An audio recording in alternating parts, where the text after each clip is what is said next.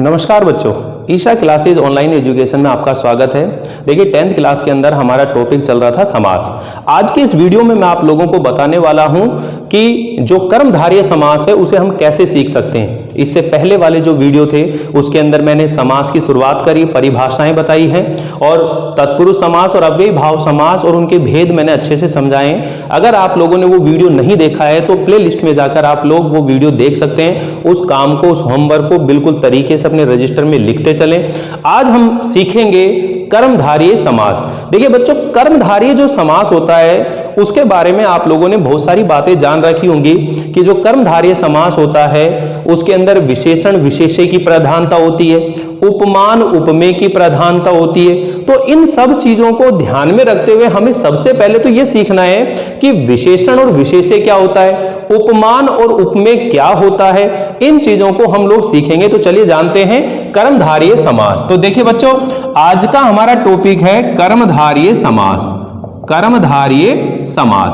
अब ये जो कर्मधारय समास है इसको हम सीखेंगे किस रूप में। यहां पर ये चार बातें बता रहा है, विशेषण और विशेष्य, उपमान और उपमेय। इन सब चीजों को सीख कर ही आप लोग ये कर्मधारय समास सीख सकते हैं। तो सामान्य तौर पर हम लोग इसकी परिभाषा लिख लेते हैं सबसे पहले कि इसमें विशेषण व विशेष्य तथा उपमान व उपमेय की प्रधानता होती है।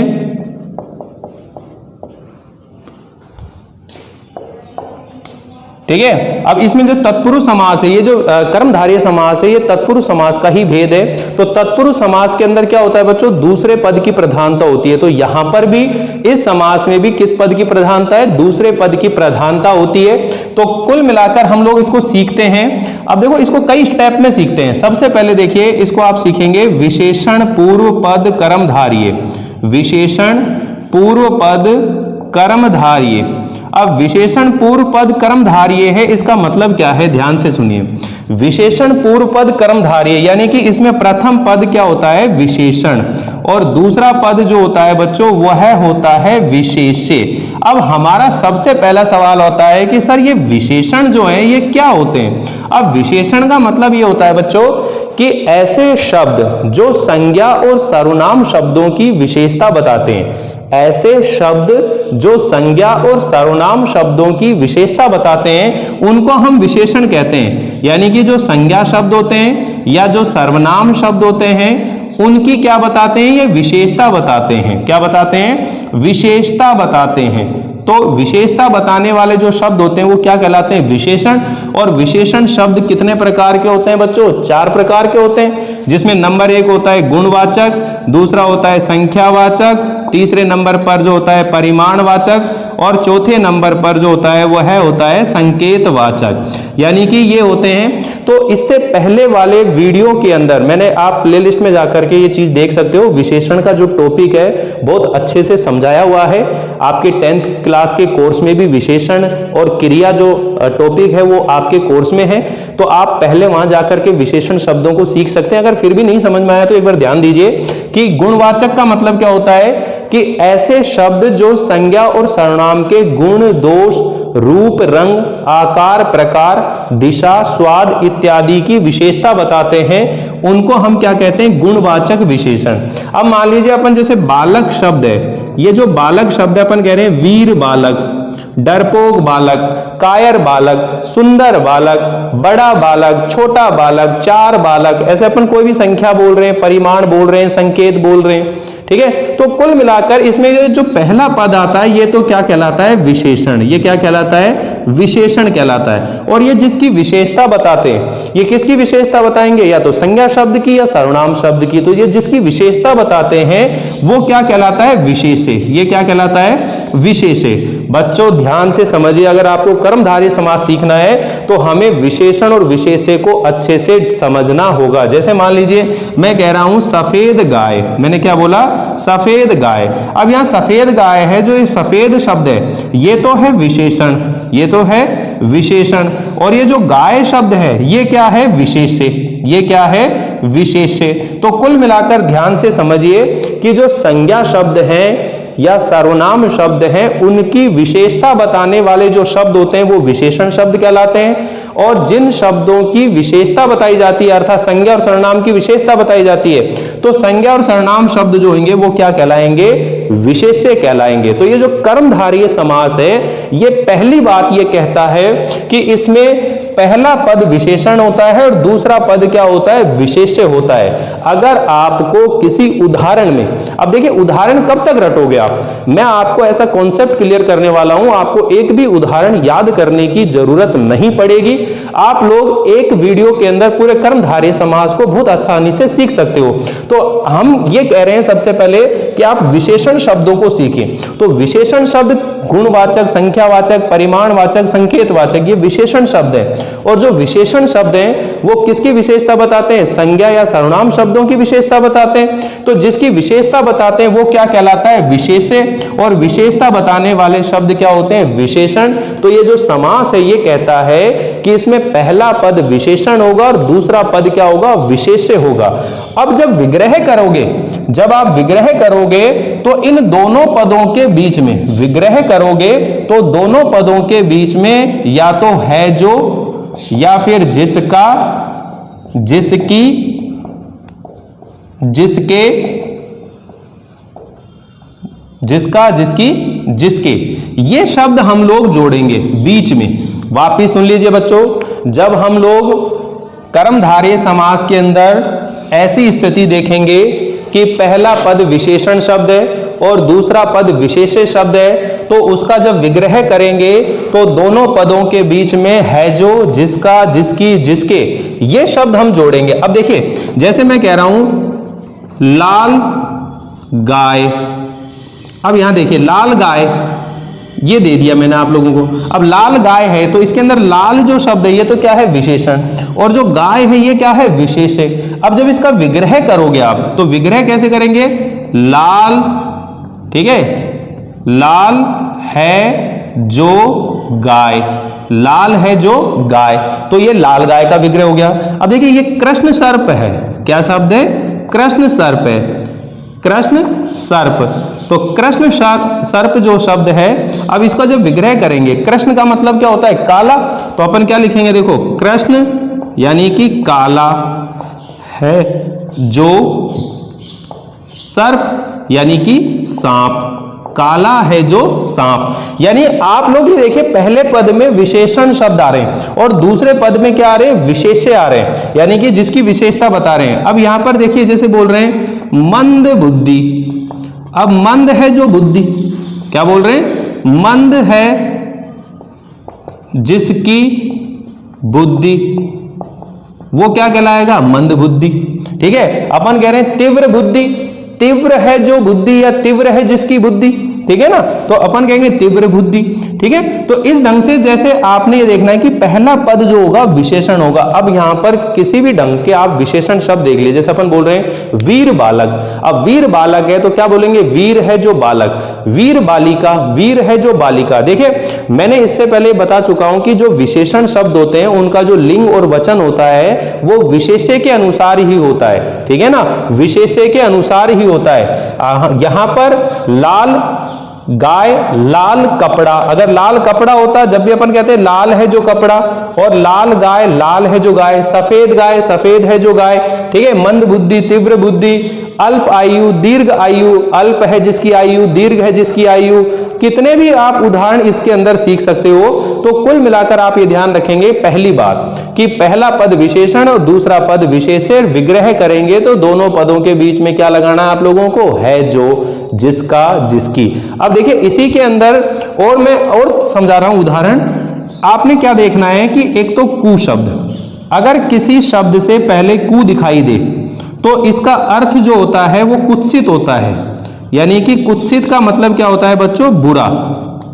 ठीक है, अब आपने क्या करना है, अगर किसी शब्द से पहले कु दिखाई दे दे, अब देख लो कु से लगा करके, कु एक अव्यय है, अब इस कु को लगा करके आप कितने भी शब्द बना लो, कुपुत्र, कुपुरुष, कुबालक, कुदेश, कुविद्यालय, कुमित्र, कुपत्नी, कुसखा, कु लगाकर कितने भी उदाहरण बना लो, आपने ध्यान रखना है कि जिन शब्द से पहले आपको कु दिखाई दे तो उसमें कर्मधारय समास होता है, और जब विग्रह करेंगे तो कु की स्थान पर क्या लेकर आएंगे, कुत्सित है। क्या लेकर आएंगे, कु के स्थान पर लाएंगे कुत्सित। जैसे मान लीजिए यहां पर मैं लिख रहा हूं कुपुत्र, तो क्या लिखेंगे इसको, कुत्सित।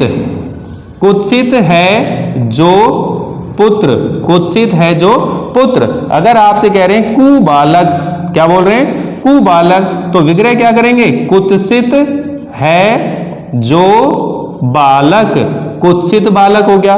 कुपुत्र, कुपुत्र, अब कुपुत्र है तो मतलब क्या लिखेंगे, कुत्सित है जो पुत्र, तो क्या बन जाएगा, ये कुत्सित पुत्र बन जाएगा। तो कुल मिलाकर यहां कितने भी उदाहरण लिख लीजिए आप लोग, लेकिन ध्यान क्या रखना है, कु, अगर किसी शब्द से पहले कु दिखाई दे जाए तो आपने विग्रह करते समय क्या करना है, कु के स्थान पर कुत्सित, और बीच में क्या लगता है जो। ठीक है, तो देखो बुरा बालक, बुरा पुत्र, ये अपन बोल रहे हैं, ये दो बार आ गया, इसकी जगह अपन कुमित्र ले लेते हैं, कुमित्र। अब कुमित्र है, कुत्सित है जो मित्र, कुमित्र हो जाएगा।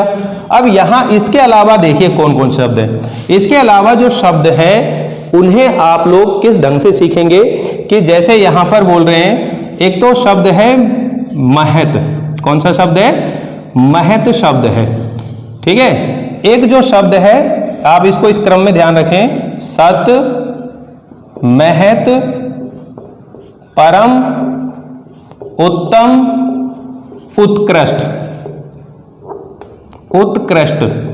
ठीक है, अब ध्यान दीजिए बच्चों, इसके सत, महत, परम, उत्तम, उत्कृष्ट, ये शब्द हैं। अब ये शब्द जब आपको दिखाई दें किसी भी शब्द से पहले, क्योंकि देखो सत का मतलब अच्छा होता है, महत का मतलब महान बड़ा होता है, परम का मतलब श्रेष्ठ होता है, उत्तम मतलब श्रेष्ठ होता है, उत्कृष्ट मतलब ये भी उसकी विशेषता बताने के लिए आएंगे शब्द।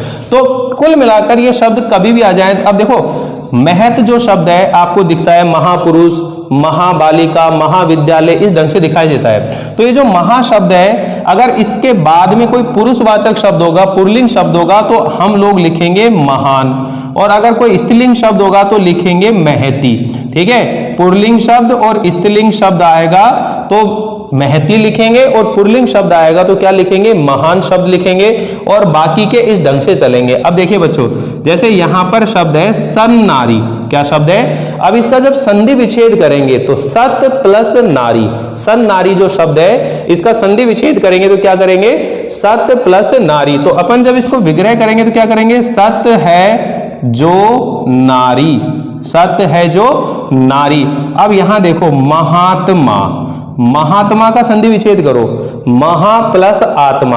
अब महा प्लस आत्मा, जो आत्मा शब्द है वह है पुरुषवाचक है, पुल्लिंग शब्द है, तो इस वजह से हम लोग क्या लिखेंगे, महान है जो आत्मा, महात्मा। ठीक है, इसी को मान लीजिए अपन यूं कह दिया महादेवी। अब महादेवी है तो अब ये जो देवी शब्द है ये क्या है, स्त्रीवाचक है, तो जो स्त्रीवाचक शब्द आएगा तो अपन क्या लिखेंगे, महान की जगह महती करेंगे, यानी कि क्या लिखेंगे, महती है जो देवी, महती है जो देवी। अब यहां पर देखो परमात्मा, अब परमात्मा मतलब परम है जो आत्मा, परमात्मा हो गया। अपन यहां पर कह रहे हैं उत्तम बालक, उत्तम बालक है तो क्या करेंगे, उत्तम है जो बालक, उत्तम बालक हो गया।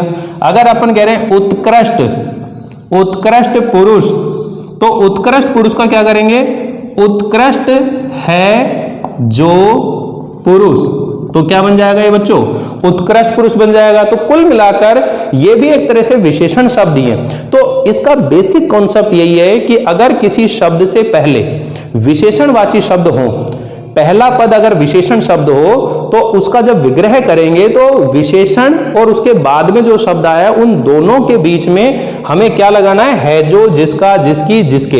इसके आगे के वीडियो में मैं आप लोगों को यह बताने वाला हूं कि जो कर्मधारय समास है और जो बहुब्रीहि समास है उन दोनों में अंतर क्या है, बेसिक अंतर क्या है। तो आप लोग लगातार इन वीडियो को देखते रहें, इसको समझने की कोशिश करें। इसके अंदर एक जो कॉन्सेप्ट और वह है सु। अगर आपको किसी शब्द से पहले सु दिखाई दे तो सु का मतलब सुष्टु सरल होता है। सु का मतलब सुंदर होता है, सुष्टु सरल।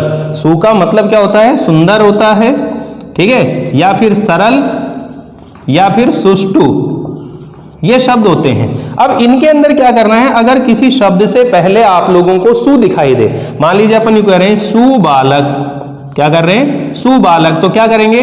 सरल है जो बालक, सरल है जो बालक। सुपाच्य, सुष्टु या सरल है जो पचने में, ठीक है, सुष्टु, क्या लिख रहे हैं अपन?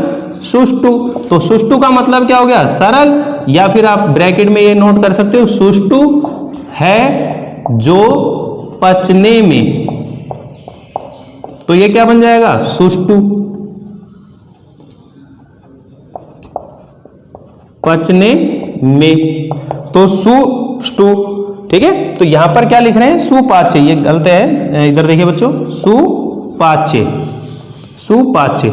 तो ये उदाहरण है। तो कुल मिलाकर आप ये देखिए कि पहला पद विशेषण शब्द हो और दूसरा पद विशेष्य हो।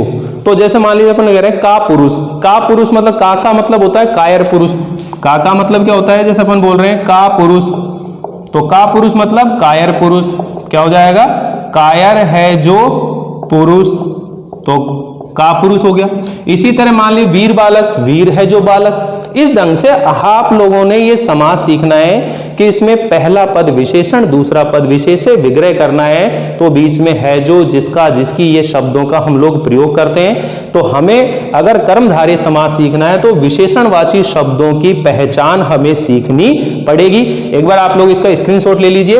इससे आगे एक और विधि मैं आप लोगों को सिखाऊंगा, क्योंकि अभी हम लोगों ने विशेषण और विशेष्य की बात करी है, और अभी नेक्स्ट जो बच रहा है वो बच रहा है उपमान और उपमेय की। अभी हम लोगों ने पढ़ा है विशेषण पूर्व पद कर्मधारय, और अब पढ़ रहे हैं हम लोग दूसरा पद उपमान पद के बारे में। तो देखिए दूसरे नंबर पर जो हम लोग सीखेंगे उपमान पूर्व पद, उपमान पूर्व पद कर्मधारय।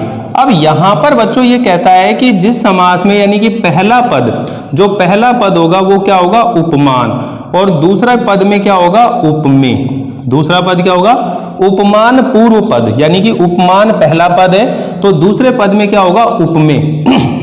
तो यहां सबसे पहले देखिए बच्चों, उपमान और उपमेय क्या होते हैं। देखिए एक अलंकार होता है उपमा अलंकार। कौन सा अलंकार होता है? उपमा अलंकार। अब उसके अंदर एक तो होता है उपमेय और एक होता है उपमान। ये दो चीजें समझनी है, उपमेय और उपमान क्या होता है।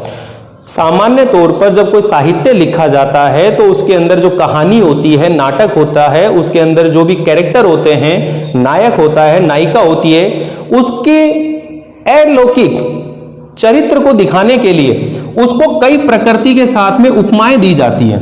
भाई उपमेय जो होगा वो तो मनुष्य से संबंधित बातें होंगी, यानी कि मनुष्य के जो हाव भाव हैं या उसकी बोली भाषा है वो तो होंगे उपमेय। और उपमान का मतलब होता है कि जो प्रकृति में पशु पक्षी होते हैं या जीव जंतु होते हैं वो उसके उपमाएं दी जाते हैं। जैसे मान लीजिए अपन यूं कह रहे हैं कि कमल जैसे हाथ, कमल जैसे हाथ, तो इसमें जो कमल शब्द है ये तो क्या है? उपमान है।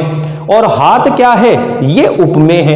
यानी कि उपमेय का मतलब होता है जिसकी तुलना की जाती है, उपमेय का मतलब होता है जिसकी तुलना की जाती है, और उपमान का मतलब होता है जिसके साथ तुलना की जाती है, ठीक है ना।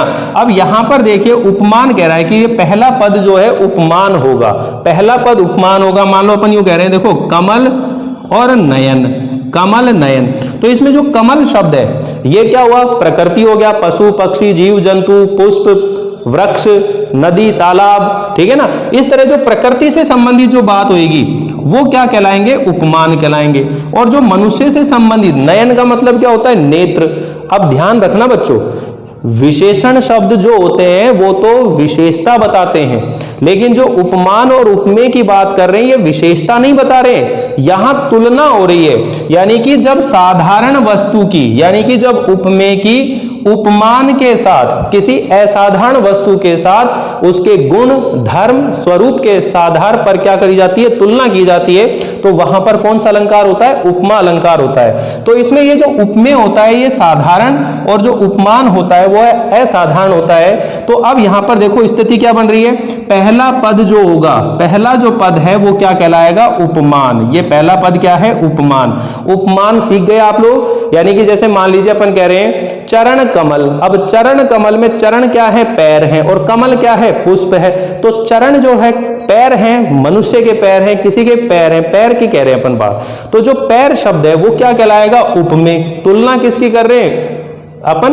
मनुष्य के हाव भाव, बोली भाषा या उसके शरीर के अंग। और जो उपमान होता है वह क्या होती है? प्रकृति होती है। क्या होती है? वह प्रकृति होती है। तो इसमें पहला पद ध्यान सुनिए बच्चों, उपमान होता है, और दूसरा पद क्या होता है? उपमेय होता है। और जब हम लोग विग्रह करते हैं, जब विग्रह करते हैं तो दोनों पदों के मध्य में के समान या फिर जैसा या फिर जैसी शब्दों का प्रयोग करते हैं।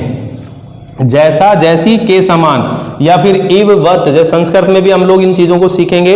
फिलहाल हम लोग हिंदी भाषा के अंदर व्याकरण पढ़ रहे हैं। मैं आप लोगों को एक भाषा की व्याकरण से ही दोनों भाषाओं की व्याकरण बड़ी आसानी से सिखा सकता हूं, लेकिन हम लोग फिलहाल अलग अलग तरीके से इन चीजों को सीखेंगे ताकि हमें आसानी रहे पढ़ने में। तो देखिए बच्चों, ये क्या कह रहा है? पहला पद उपमान और दूसरा पद क्या होगा? उपमेय होगा। पहला पद उपमान। अब देखिए उपमान लिख लेते हैं यहां पर। मान लीजिए अपन ने लिख लिया कमल, ये उपमान है। अब कमल शब्द जो है उसके जितने भी पर्यायवाची है, जैसे मान लीजिए राजीव है, ये भी कमल का पर्यायवाची है। जैसे अंबुज है, अब अंबुज जो होता है वह भी क्या होता है? कमल।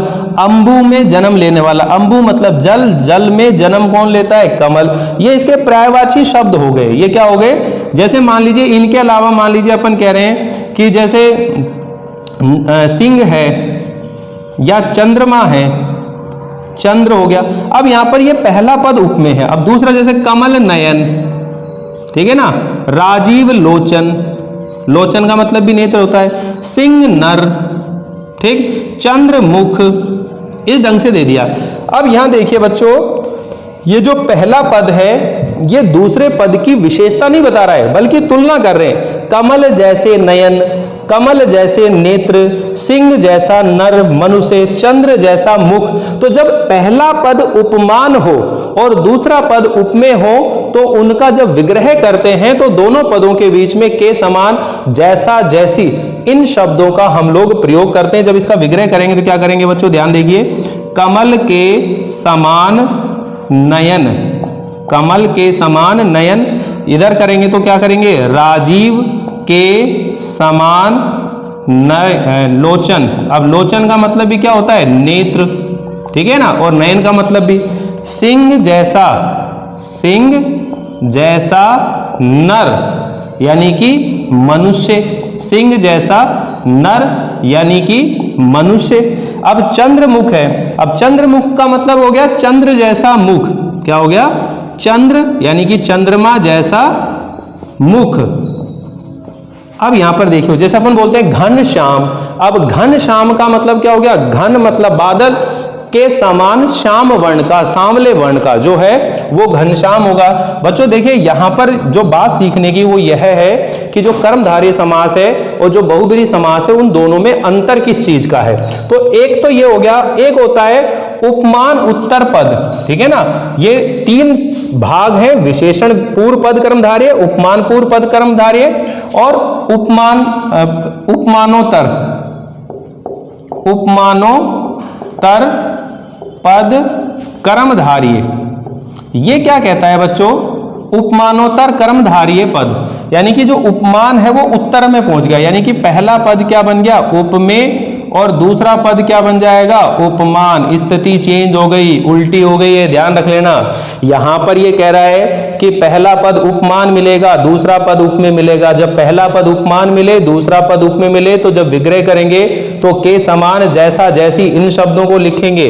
लेकिन अगर स्थिति ये आ जाए कि पहला पद उपमेय हो और दूसरा पद उपमान हो तो विग्रह करने का जो तरीका है वो बदल गया। विग्रह कैसे करेंगे? विग्रह करने पर आप लोगों को सबसे पहले लिखना होगा उपमान। सबसे पहले क्या लिखना होगा? उपमान, फिर आपने लिखना होगा रूपी, और फिर लिखना होगा उपमेय। यानी कि आप लोगों ने यहां से शुरू करना है। जैसे मान लीजिए इसको उदाहरणों को उल्टा कर देते हैं अपन, मुख चंद्र। यहां पर देखो उदाहरण कैसा है, चंद्रमुख, और यहां पर उदाहरण क्या बन गया, मुख चंद्र। पदों को चेंज कर दिया है। तो अब यहां पर उपमान क्या है, चंद्र। भाई उपमान तो वही है जिसके साथ अपन तुलना कर रहे हैं, और मनुष्य की जो चीज है वो उपमेय है। तो इस तरह की अगर स्थिति आती है तो इसका विग्रह कैसे करेंगे, चंद्र रूपी मुख, चंद्र रूपी मुख। अगर मान लीजिए अपन कह रहे हैं नयन कमल, नयन कमल है, अब यहां पर नयन कमल को क्या कर देंगे, कमल रूपी नयन। ठीक है। अब देखो बच्चों, अब बताओ मुझे, जैसे ये उदाहरण लिखा मैंने देहे लता। अब ये देहे लता जो शब्द है इसका विग्रह किस ढंग से करना चाहिए। सबसे पहले आप लोगों को देखना है कि इसमें पहला पद उपमान है या उपमेय। पहले पद को ढूंढो आप तो। अब देह का मतलब होता है शरीर, और लता का मतलब क्या होता है, बेल। तो देह शरीर, तो पहला पद बताओ उपमान है या उपमेय। इसमें पहला पद जो है वह उपमेय है, पहला पद जो है वह उपमेय है। देहे यानी कि मुख, नेत्र, देहे सब एक जैसे आ रहे हैं ना। अब देखो यहां पर लता, तो अपन क्या बताएंगे, पीछे शुरू करेंगे, लता रूपी देहे, लता रूपी देहे। अब मान लीजिए इसको कह रहे हैं नरसिंह। अब नरसिंह क्या करेंगे, सिंह रूपी नर यानी कि मनुष्य। भव सागर, अब भव का मतलब होता है संसार, सागर का मतलब समुद्र होता है। तो देखो भव सागर, अब भव सागर का क्या करेंगे, सागर रूपी भव। भव मतलब संसार, भव मतलब संसार। तो कुल मिलाकर के आज ये कंप्लीट हो गया हमारा कर्मधारय समास। इस कर्मधारय समास के अंदर हम लोगों ने ये 3 तरीके सीखे, विशेषण पूर्व पद कर्मधारय, उपमान पूर्व पद कर्मधारय और उपमानोत्तर पद कर्मधारय। इन तीनों कंडीशन को दिमाग में रखते हुए आप लोग ये कर्मधारय समास बहुत आसानी से सीख सकते हैं। आप लोगों को वीडियो कैसा लगा हमें जरूर बताइएगा, लाइक कीजिएगा, शेयर कीजिएगा और जितना हो सके सब्सक्राइब भी कीजिएगा। धन्यवाद।